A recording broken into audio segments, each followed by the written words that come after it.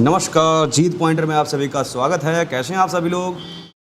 देखिए, हमने एक नया टॉपिक शुरू किया था, अनुच्छेद। महत्वपूर्ण अनुच्छेद हमने किए थे और आज इसी क्रम में हम आगे बढ़ते हैं और आज हम पढ़ेंगे मौलिक कर्तव्य।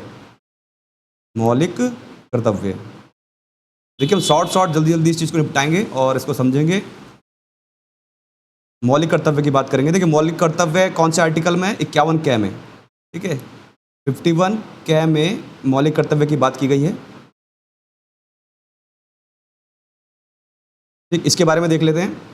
देखिए, मौलिक कर्तव्य क्या है? मौलिक कर्तव्य किसके लिए हैं? ये नागरिकों के कर्तव्य हैं। ठीक है, ध्यान रखेंगे, ये किसके कर्तव्य हैं? नागरिकों के कर्तव्य हैं, जो भी दिए गए हैं। ठीक है, और पॉइंट टू पॉइंट बात करेंगे इसमें। 42वें संविधान संशोधन 1976 में इनको जोड़ा गया था। ठीक है, तो मौलिक कर्तव्य को जोड़ा गया 1976 में। कौन सा संविधान संशोधन था? 42वां। ये ध्यान रखेंगे। ठीक है, और किस समिति की अनुशंसा पर जोड़ा गया? तो सरदार स्वर्ण सिंह समिति, याद रखेंगे, सरदार स्वर्ण सिंह समिति की अनुशंसा पर मौलिक कर्तव्य जोड़े गए थे आर्टिकल 51 कै में। ये बार बार इसलिए बोल रहा हूँ, याद हो जाएगा। और किसमें? भाग 4 कै में जोड़ा गया था। तो मौलिक कर्तव्य किस भाग में है? 4 कै में है। ठीक है, 42वें संविधान संशोधन से जोड़ा गया था, 1976 में जोड़ा गया।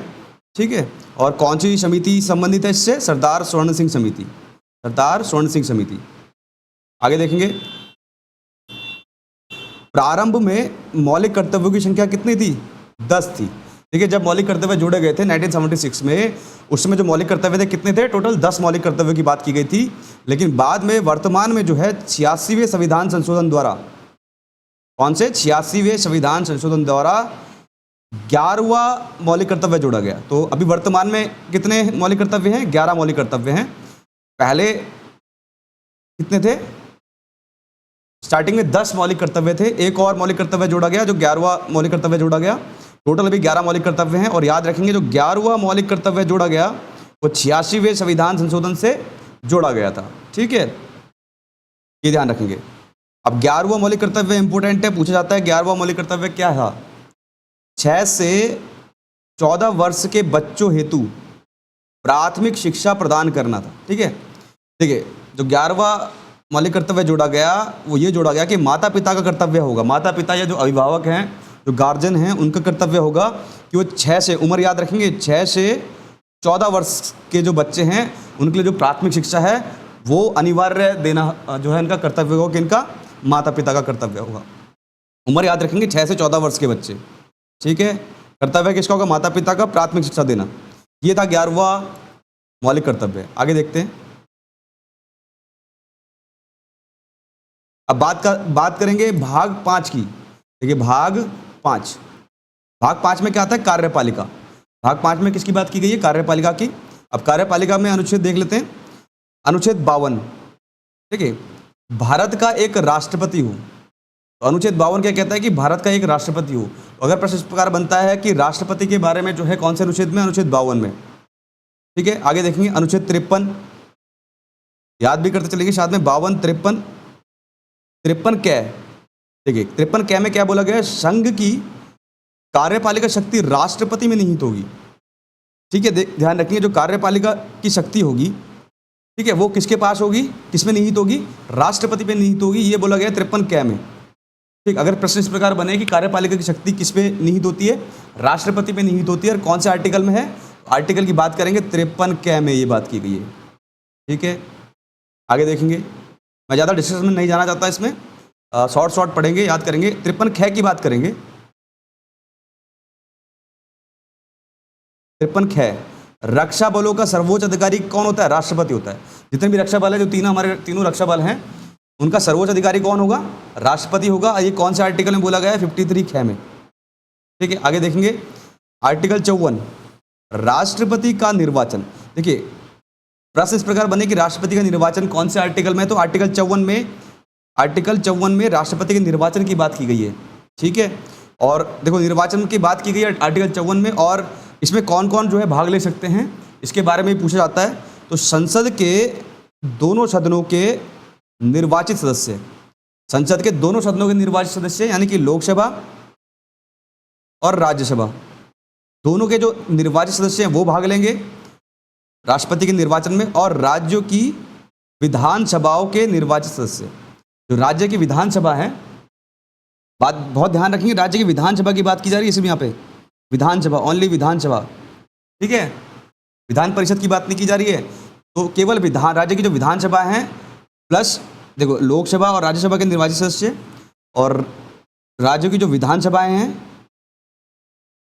उनके निर्वाचित सदस्य, प्लस दिल्ली और पुडुचेरी, ठीक है, इनके जो निर्वाचित सदस्य होंगे वो भाग लेंगे, ये ध्यान रखना, ठीक है।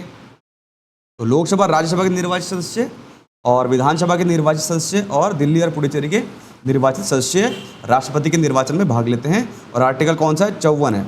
आगे देखेंगे, आर्टिकल 55 की बात करते हैं।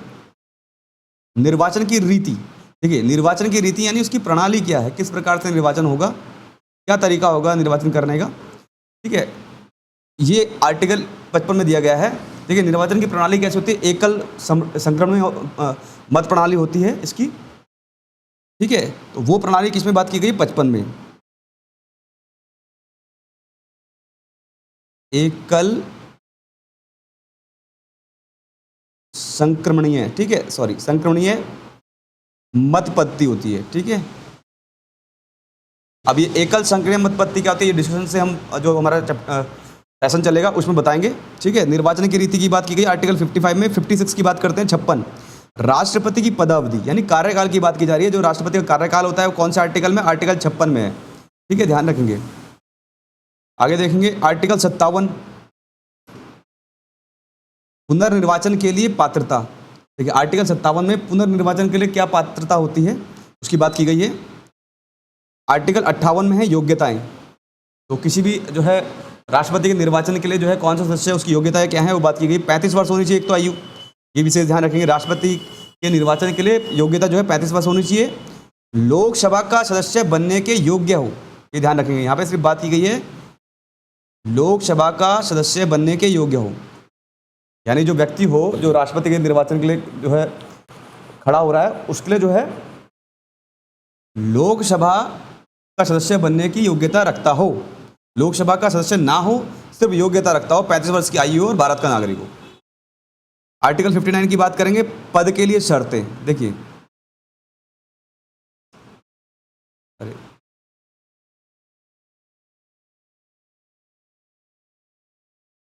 पद के लिए शर्तें की बात की गई है कि जो पद है उसके लिए शर्तें क्या होंगी। शर्त किसमें? 59 में, आर्टिकल 59 में। एक तो किसी भी सदन का सदस्य ना हो, ना तो लोकसभा का सदस्य हो ना राज्यसभा का सदस्य हो। तो पहली शर्त ये है कि अगर राष्ट्रपति के निर्वाचन के लिए कोई व्यक्ति खड़ा होता है तो उसकी पद की शर्तें ये होंगी कि वो किसी भी सदन का सदस्य नहीं होना चाहिए, ना लोकसभा का ना राज्यसभा का।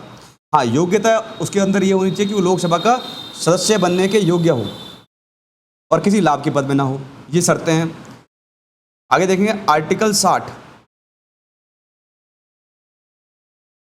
शपथ। अगर शपथ की बात की जाए तो कौन से आर्टिकल में आती है? आर्टिकल 60 में आती है। और राष्ट्रपति जो है सर्वोच्च न्यायालय के मुख्य न्यायाधीश के समक्ष शपथ जो है ग्रहण करते हैं, ठीक है, शपथ देते हैं, सॉरी। तो 60 में शपथ की गई है और 61 में जो है महाभियोग की प्रक्रिया का प्रावधान किया गया है। बहुत इंपॉर्टेंट है, वेरी वेरी इंपॉर्टेंट। कई बार पूछा जा चुका है कि महाभियोग की प्रक्रिया का प्रावधान कौन से आर्टिकल में? आर्टिकल 61 में है, ठीक है, ये ध्यान रखेंगे। अब महाभियोग की प्रक्रिया क्या होती है इसका थोड़ा सा शॉर्ट देख लेंगे। देखिए महाभियोग कब चल सकता है? यदि उसने जो है संविधान का अतिक्रमण कर दिया या कोई ऐसा कार्य कर दिया जो देश हित में नहीं है, राष्ट्र हित में नहीं है, तो उस पर जो है महाभियोग की प्रक्रिया चलाई जा सकती है। अब महाभियोग की प्रक्रिया में क्या होगा? महाभियोग की प्रक्रिया चलाने के लिए पहले या तो लोकसभा में या राज्यसभा में प्रक्रिया शुरू करने के लिए जो है प्रक्रिया शुरू करने के लिए किसी भी सदन में 1/4 सदस्यों के हस्ताक्षर होने चाहिए, ठीक है, मतलब सहमति होनी चाहिए कि भैया हम जो है इस कारणवश, जो भी कारण है इस कारणवश हम जो है राष्ट्रपति पर महाभियोग की प्रक्रिया शुरू करना चाहते हैं। जब हस्ताक्षर हो जाएंगे 1/4 सदस्य के, फिर जो है ये 14 दिन पूर्व जो है